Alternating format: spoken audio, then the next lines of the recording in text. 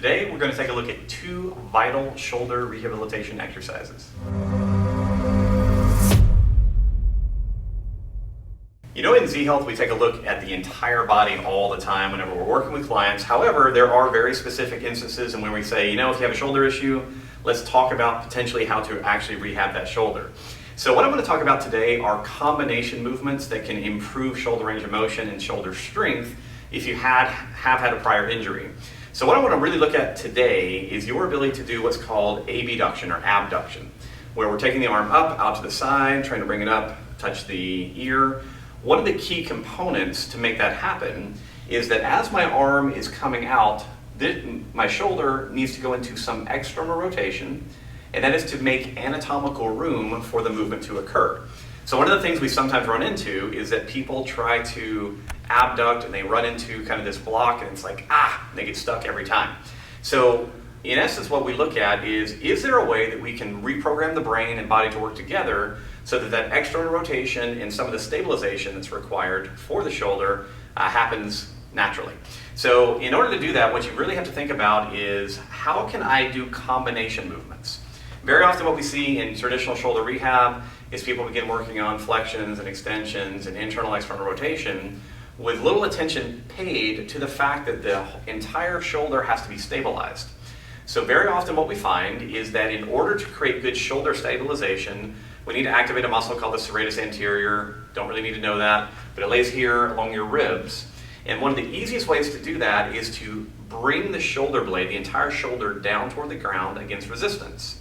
So if we say, I have problems raising my arm, it could be because my shoulder is not stable as it should be based off the serratus anterior. It may also be that I'm lacking external rotation.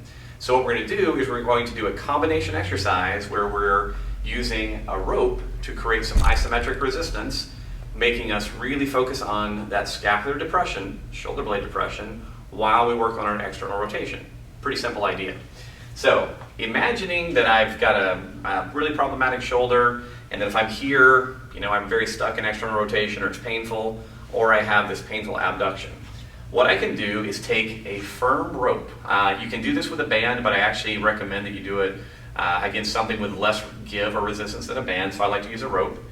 Now what I'm going to do is I need to make sure that my body is low enough based on the height of the rope. So for me, I'm going to get into a little lunge position. Notice that my shoulder is directly by my side.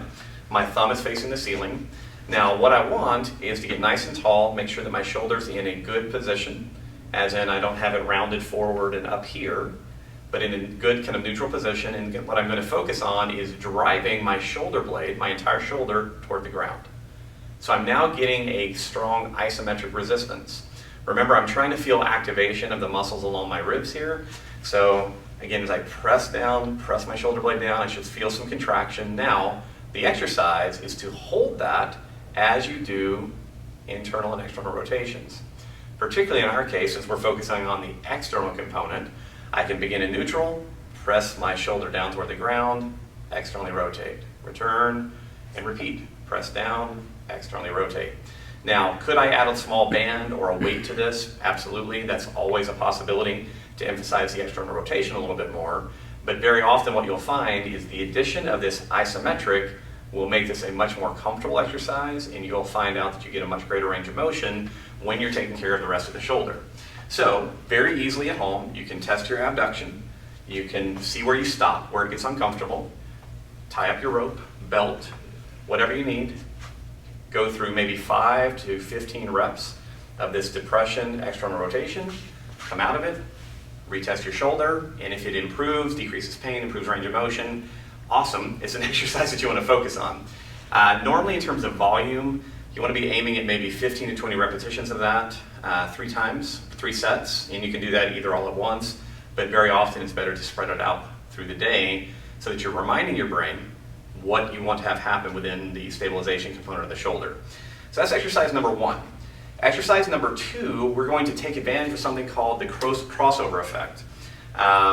It's been known since around 1894 that if we work one side of the body, it causes activation of musculature on the opposite side of the body. So for instance, if my right shoulder is great in this movement, but my left shoulder has been problematic or painful for some time, and I feel like I've lost some strength and range of motion, one thing that we can do is we can take advantage of working the right shoulder at the same time that we're working the left shoulder. The way that I recommend that you do this is to use asymmetric weighting. All right, so what I've got here is a 5-pound plate, and this is a 2.5-pound plate. So for instance, our base level exercise right now is to elevate the shoulder, right? So if my right side is my good side, what I'm going to do is I'm going to elevate the right and then follow it with the left. So we're taking, again, advantage of this neurologic crossover effect where working the right arm actually will help strengthen or activate the musculature of the left arm. So very often we find if we take advantage of this, especially if you're kind of early in your stages of rehab, asymmetric weighting while we're performing similar actions will make the side that you're trying to rehabilitate that much more safe, if you want to call it that, through additional muscle activation. Really easy idea. You can apply it kind of across the board.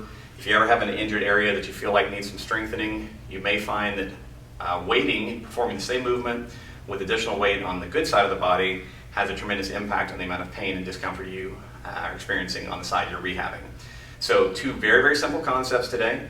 Use the isometric stabilization as you're working on improving that external rotation, and then asymmetric weighted exercises to strengthen yourself in that hopefully improved range of motion, taking advantage of that cool crossover effect. If you have any questions about this, let us know. Otherwise, good luck. I hope it helps.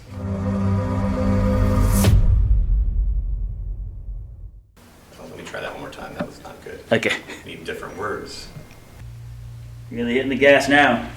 Can't be stopped. Let's see. All right. Okay. Video centric. On with the show.